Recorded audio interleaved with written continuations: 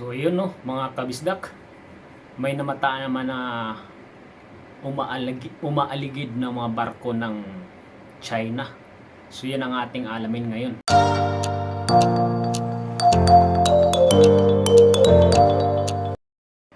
So yun na nga mga kabisdak no, may namataan na umaaligid-aligid na naman sa West Philippine Sea na mga barko ng China na pangdigma no. So yan ang binabantayan ngayon ng mga Philippine Coast Guard. Ayon ni Colonel Lopi Dagoy, talagang binabantayan nila itong umaaligid na naman ng mga barko ng China. So ayon naman, in the eyes of international community, dako na naman tayo doon sa Amerika no. Ang good news dito mga kabisdak, dahil doon sa ginawa ng China ay mga ilang mga kagamitan ng US militar ay talagang dinala na dito sa Pilipinas at nagsasanay na sila at pinaghandaan nila kung sakaling lusobin tayo ng China no mga kabisdak. So ayun, pakinggan natin. Kagamitan pa ng Estados Unidos ang inaasahang darating sa Pilipinas kahit dati nang umalma ang China. Samantala, sa kabila ng mga natatanggap na umano'y... Yun, di ba mga kabisdak? So nakaready ng US. Pati ang Australia tutulong na rin sakaling manggigipit ang China sa atin. So yun na nga, ayon naman sa tagapagsalita ng China Embassy, wala naman daw posibleng mangyayaring kaguluhan at kung dapat talaga ipag-usapan ng mabuti. Is tama nga naman mga kabisdak no. So dapat hindi idaan sa marahas o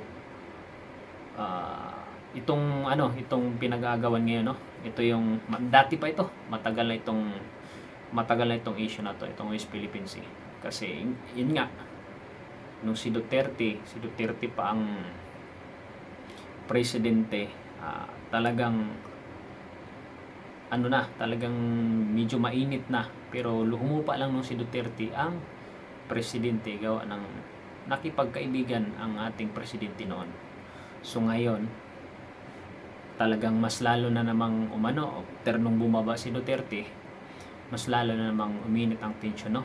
So napanood nyo yun, yung grabing karahasan na ginagawa ng China kapag dumaan tayo sa West Philippine Sea, lalo ng mga mangingisda, talagang tinataboy nila no, mga nung nakarang taon lang. At nung nakarang taon, nung 2024, maraming incident na nangyari na panghaharas ng mga Chinese Coast Guard. So isa pa nga doon mga kabisdak no. So mayroong isang PSG na naputulan ng daliri dahil sa ginawa ng mga Chino.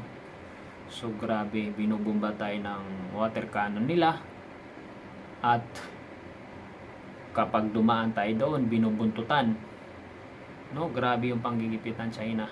So ngayon, ito ang pinaka good news, talagang naka-ready na.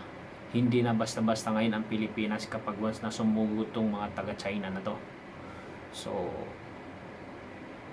ayan, kakapasok lang ng balita na lahat ng mga malalakas na missile, talagang mga air defense na ibang mga kagamitan ng US at Australia ay dinala na dito sa Pilipinas upang paghandaan kung ano mang mangyayari. So grabe kung mangyayari ito no mga kabisdak, talagang ang kawawa ang tayo mga civilian. Sana naman hindi mangyari na nangyari sa ibang bansa, US, Israel, Iran, Iraq, na nagkagulo at nagagira talaga. Kasi ang kawawa doon, lalo pag binubumba katulad sa ibang bansa doon sa Iran, gantihan ng Iran at Israel. Bubumba ngayon ng papakawala ngayon ng Israel, gaganti na naman ng Iran. So ang kawawa doon ang mga civilian, marami mga batang nadadamay at namatay talaga. So ganun din kung anong mangyari dito sa atin kapag sumiklab yan, ay talagang kawawa tayo. So sana hindi walang mangyaring kaguluhan at sana madaan sa magandang usapan, no, mga kabisdak. So yun lang yung natin, mag-pray lang tayo na hindi umabot sa ganong gera. Kasi alam naman natin, kahit mahina yung bansa natin, marami naman na kaalyado. So ilang taon na, ilang dekada na talagang full support ang US sa atin. Kung anong mangyari, nandyan ang US, nandyan ang Australia, nandyan ang Canada. So lalo na rin sa ibang mga bansa pa, katulad ng Korea, Japan, at marami pang ibang bansa na gustong tumulong kapag tayo ay gigipitin ng China. So mga kabisdak,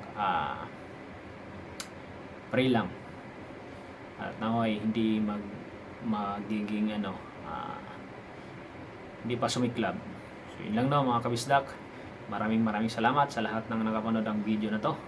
Huwag naman sanang kalimutan i-subscribe ang ating munting channel. Malaking tulong na yung kay Bisaya.